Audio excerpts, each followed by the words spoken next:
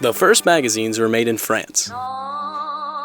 An insert in the newspapers that would advertise newly published books. The term magazine that we use today comes from the French term magasin, meaning storehouse. Magazines were very popular in large cities. London had many of the first new emerging magazines. They would be published and bought by the public, hand over foot. The first magazines were The Review, The Tatler, and The Spectator in 1704. These magazines published works of poetry, short stories, fiction, and parts of novels, many of them written by women.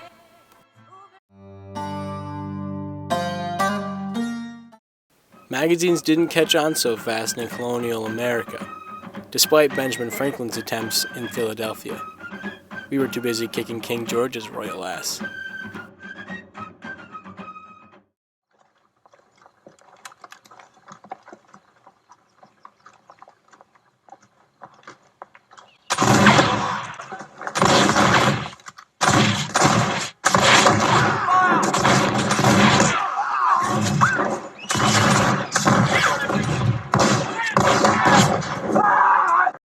Magazines weren't really a top priority.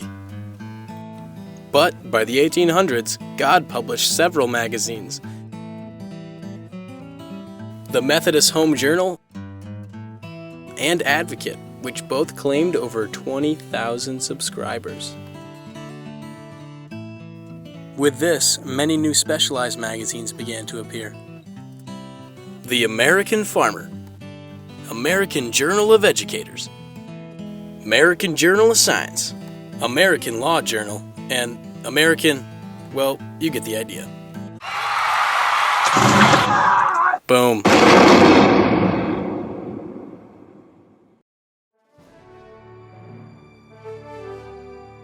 With the explosion of industry, citizens now had jobs, and magazines could be produced at a much faster rate.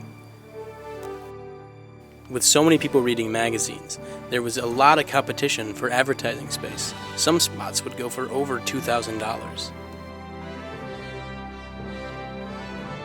This sparked the first women's magazine, the Ladies' Home Journal. Companies now had to compete for readers. Some magazines had to resort to yellow journalism.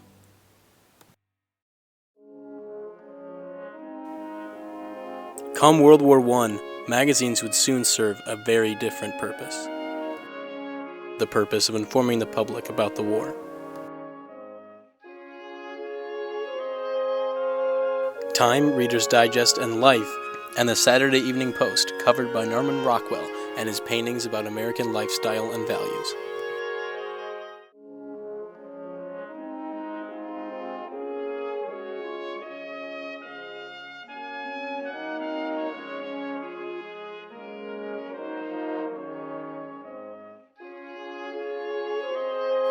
Time magazine published weekly articles about historical figures and events of the war.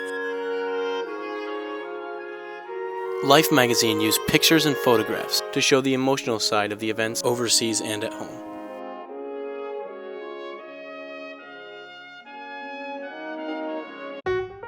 Then this happened and people were done reading. Magazine publishers learned that people would rather stare at a light box than read their publication, because their publication doesn't matter to them. Because this magazine can talk. Television forced publishers to cater to very specific niches and individuals. This led to the #1 niche market magazine publication. Playboy appealed to a very specific male demographic.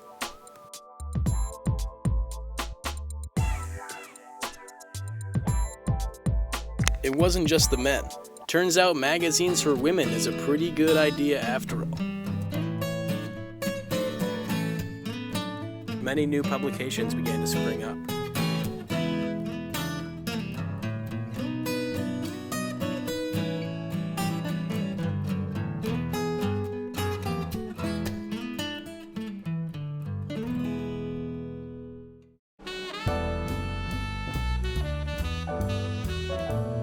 Now there were kinds of magazines for everyone.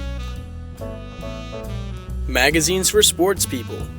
magazines for music people, magazines for bird people, magazines for old people, magazines for city people, magazines for African American people, magazines for LBGT people, magazines for Hispanic people, magazines for really, really dumb people. Cue the banjo.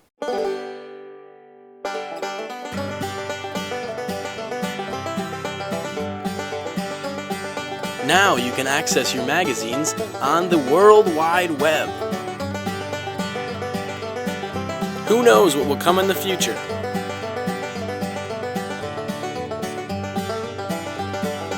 Magazines are still produced to this day.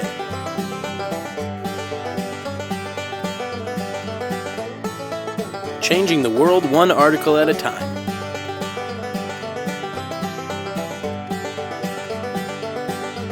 Look at them go, making those magazines. What is that, an ink roller?